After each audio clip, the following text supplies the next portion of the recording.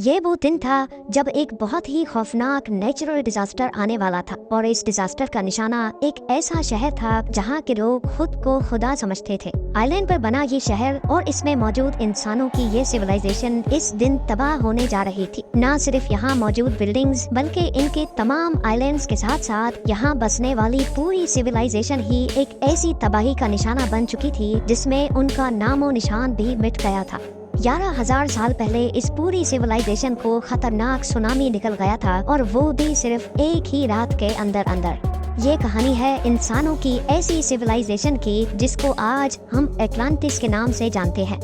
Atlantis की ये हैरान करने वाली स्टोरी एंशिएंट ग्रीस के एक फिलोसोफर ने आज से 2000 साल पहले लिखी थी और इस फिलोसोफर का नाम प्लेटो हुआ करता था। प्लेटो ने एटलांटिस के बारे में लिखा था कि यहाँ के लोग खुद को खुदा माना करते थे, इनके पास एक्स्ट्रा ऑर्डिनरी पावर्स हुआ करती थी और ये लोग जिन आइलैंड्स पर रहते थे वहाँ सोना और चांदी भारी मिकदार में पाया जाता था। प्लेटो ने अपनी बुक में ये भी लिखा था कि एटलांटिस के लोग काफी आयाश पसंद भी थे और अपनी पावर्स का गलत इस्तेमाल भी करते थे। इसी वजह से इन पर एक ऐसा कुदरती अजाब आया जिसमें इस दुनिया से इनका नामो निशान ही मिट गया था। 2000 साल पहले लिखी गई एटलांटिस की ये कहानी आज एक हिस्टोरिकल मिस्ट्री बन चुकी है, क्योंकि हिस्ट्री में कई ऐसे शहर हुआ करते थे जो आज समंदर के अंदर डूबे हुए हैं। इसी वजह से कई लोगों को एटलांटिस के भी समंदर में डूबने पर पूरा यकीन है। लेकिन सवाल ये है कि इतना बड़ा शहर और पूरी सिविलाइजेशन अगर रातों रात गायब हुई तो आखिर कई कहाँ? दुनिया में वो कौन सी लोकेशन थी जहाँ एटलांटिस के लोग बसा करते थे? और पिरामिड्स ऑफ इजिप्ट के बनने से भी 6500 साल पहले बसने वाले इन इंसानों के पास आखिर ऐसा क्या था जिसको आज तक याद किया जा रहा है? यही वो सवालात हैं जिनका जवाब तलाश करने के लिए साइंटिस्ट, आर्कियोलॉजिस्ट और रिसर्चर्स पिछली कई सदियों से कोशिश कर रहे हैं। लेकिन इस बार साइंस ने समंदर के अंदर जो सबूत तलाश किए हैं उसको देखकर ये कहना गलत नहीं होगा कि शायद 11,000 सालों के बाद हम एटलांटिस के डूबे हुए शहर को तलाश करने के बहुत करीब पहुंच चुके हैं। नाजरीन, समंदर के अंदर डूबी हुई मिस्टीरियस सिटीज की तरफ हर कोई ना चाहते हुए भी अट्रैक्ट होता है और खास तौर पे वो सिटीज जिनके बारे में कोई इन्फॉर्मेशन भी नहीं होती।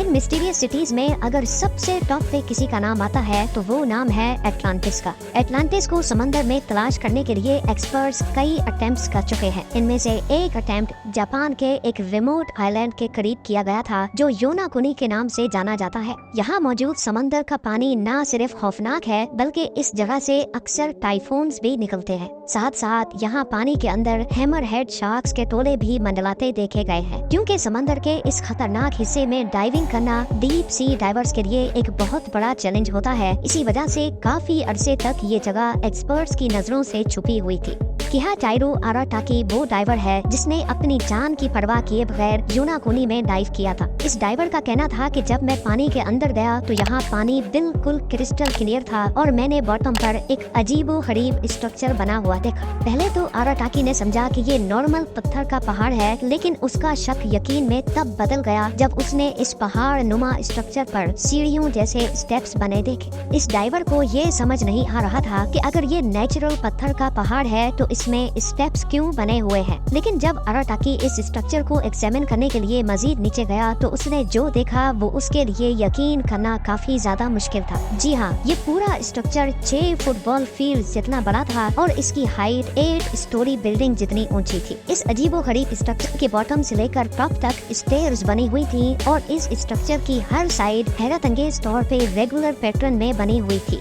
ये सब देखने के बाद एक बात तो तय थी कि डीप समंदर में बना ये मिस्टीरियस स्ट्रक्चर नेचुरल तौर पे नहीं बल्कि इसको इंसानों ने ही बनाया है। लेकिन ये असल में चीज क्या है?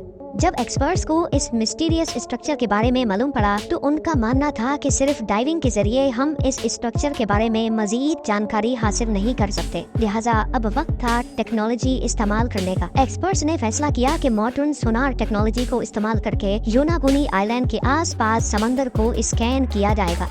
सोनार एक ऐसी डिवाइस होती है जिसको जब पानी में डाला जाता है तो वो एक खास साउंड वेव्स फेंकता है। ये साउंड वेव समंदर में मौजूद डिफरेंट चीजों से टकरा कर रिफ्लेक्ट होती है और तभी एक रिसीवर रिफ्लेक्टेड साउंड वेव्स को कैप्चर करता है और फिर कंप्यूटर की मदद से उसका एक 3D मॉडल बनाया जाता है। सोनार स्कैनिंग टीम योनागुनी आइलैंड के पास पहुंची और उन्होंने यहाँ समंदर के बॉटम का कंप्लीट स्कैन किया। जब स्कैन का 3D मॉडल बनाया गया तो सारी हकीकत खुलकर सामने आ चुकी थी।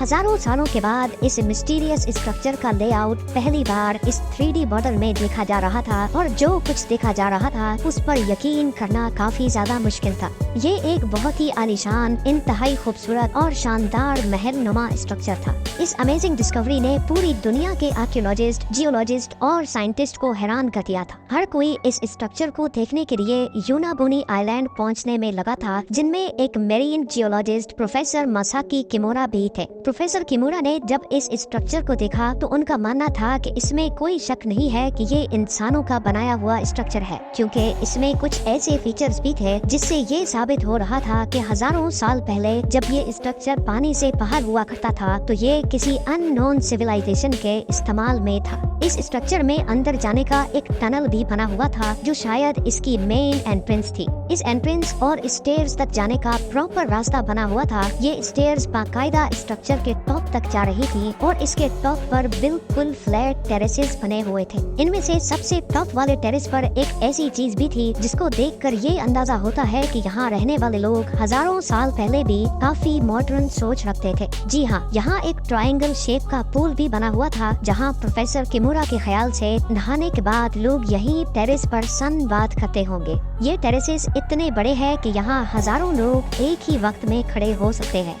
योनागुनी आइलैंड के पास समंदर में पड़ा यह स्ट्रक्चर, जिसमें एंट्रेंस भी थी, पाथवे और स्टेयर्स भी बनी थी और टेरेसेस के साथ साथ एक पूल भी बना हुआ था। ये सारी चीजें प्रोफेसर किमोरा को यही इशारा दे रही थी कि ये स्ट्रक्चर किसी दौर में यहाँ रहने वाली सिविलाइजेशन का कैसल हुआ करता था। लेकिन अपनी इस थ्योरी को प्रूव करने के लिए कुछ सबूत भी चाहिए थे जिससे ये साबित हो कि वाकई यहाँ इंसान किसी दौर में बसते थे। इसके लिए एक बार फिर से इस अंडर वाटर स्ट्रक्चर का मुआयना किया गया और कुछ सैंपल्स भी कलेक्ट किए गए। इन सैंपल्स में ज्यादा तो कुछ नहीं मिला, लेकिन एक चीज ऐसी थी जो वाकई काफी अजीब दिख रही थी। यहाँ से मिलने वाले एक पत्थर पर एक क्रॉस नुमा सिंबल तराशा हुआ था और इसी पत्थर पर 2 सुराख भी बने हुए थे। प्रोफेसर किमोरा का मानना है कि शायद लोग इसको उंगलियों से पकड़ते होंगे और शायद इसका उस दौर में कोई खास मकसद होगा।